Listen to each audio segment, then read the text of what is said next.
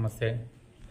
పిఠాపురం ప్రజలకి కృతజ్ఞత లేదు అని ఎందుకన్నానంటే, పెదరాయుడు సినిమాలో ఒక డైలాగ్ ఉంటుంది. ఎంఎస్ నారాయణ గారు సౌందర్య గారిని అంటారు, ఎప్పటికీ వినలేని మాట ఒకటి విన్నాను, చూడలేనిది ఒకటి చూశానమ్మా అని అనేసి. పవన్ కళ్యాణ్ గారు పిఠాపురంకి ఎలా లేని శ్రమ పడుతున్నాడు. ఆ పిఠాపురం అభివృద్ధికి గతంలో ఎన్నడూ లేని విధంగా పిఠాపురాన్ని అభివృద్ధి చేస్తూ ఉన్నాడు. నిత్యము పిఠాపురం గురించి ఆలోచిస్తూ ఉంటాడు. కానీ పిఠాపురం ప్రజలు నిన్న పవన్ కళ్యాణ్ గారి చేత, నాకు కొంచెం టైం ఇవ్వండి, 100 రోజులు టైం ఇవ్వండి, మీకు చేసి పెడతాను, నన్ను అర్థం చేసుకోండి అని అడుక్కునే కాడికి తీసుకొచ్చారు. ఇప్పుడు సముద్రము, ఉప్పాడలో సముద్రం కోత ఇప్పటి నుంచి కాదు, వాళ్ళు పుట్టక ముందు నుంచి ఉంది.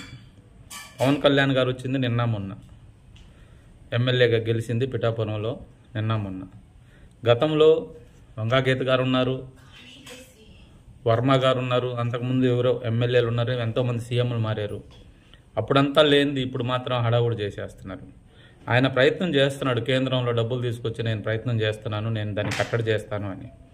అప్పటి వరకు ఆగలేక ఆగమాగం చేసి పవన్ కళ్యాణ్ గారి చేత క్షమాపణ చెప్పించుకునే పరిస్థితికి తీసుకొచ్చుకున్నారు వాళ్ళు. చాలా బాధేస్తుంది.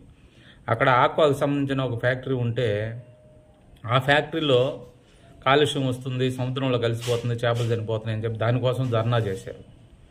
వంగాగీత గారు ఉన్నప్పుడే కదా ఆ ఫ్యాక్టరీ వచ్చింది. అప్పుడు ఎందుకు ధర్నా చేయలేకపోయారు? అంతకుముందు ఇప్పుడు ఎందుకు చేయలేదు? గత 5 ఏళ్లలో ధర్నాలు చేస్తే వంగబెట్టి తంతారు, అందుకని చేయలే. ఇప్పుడు పవన్ కళ్యాణ్ గారు అంటే లోకం జనాలకి, అందుకని ధర్నాలు చేసి, సరే చేస్తే చేశారు, నేను వచ్చి మాట్లాడతాను అని చెప్తే, కాదు మీరు వచ్చి మాట్లాడితేనే మేము ఇక్కడి నుంచి లేస్తామని చెప్పి బట్టు కూర్చున్నారు. ఆరోగ్యం బాగలేదయ్యా నాకు, నేను వచ్చి మాట్లాడతాను, మీరు లేండి, దాన్ని ధర్నాన్ని విరమించుకోండి అంటే విరమించుకోకుండా మూర్ఖంగా పవన్ కళ్యాణ్ గారు వచ్చి మాకు సమాధానం చెప్తేనే మేము చేస్తాము, ధర్నా విరమించుకుంటాము అనే విధంగా మాట్లాడడం ఎంతవరకు కరెక్ట్ అనేది పిఠాపురం ప్రజలు అర్థం చేసుకోవాలి. అయితే మన రాష్ట్రంలోనే ఇంకెప్పుడు ఎప్పుడు జరగని అభివృద్ధి పిఠాపురంలో జరుగుతుంది. అయినా కూడా పిఠాపురం ప్రజలు పవన్ కళ్యాణ్ గారిని నిందించడం స్టార్ట్ చేశారు. అందుకే కృతజ్ఞత లేని మనుషులు అని అన్నాను. దేశంలోనే నెంబర్ 1గా పిఠాపురాన్ని తీర్చిదిద్దుతానని మీకు మాట ఇచ్చాడు. కానీ ఓపిక పట్టలేకపోతున్నారు. 1.5 సంవత్సరానికే మీకు అంతా అయిపోవాలా? ఇన్ని సంవత్సరాల నుంచి మగ్గి కుళ్ళి కుసించిపోతా ఉన్నారు ఆ నియోజకవర్గంలో. అప్పుడు మాత్రం ఎప్పుడూ లేదు మీకు చేసేవాడికి. అంటే ఆయన అన్నాడు కదా మొన్న, కాయలు కాసే చెట్టుకే రాళ్ళ దెబ్బలని. ఆ విధంగా చేస్తున్నారు మీరు.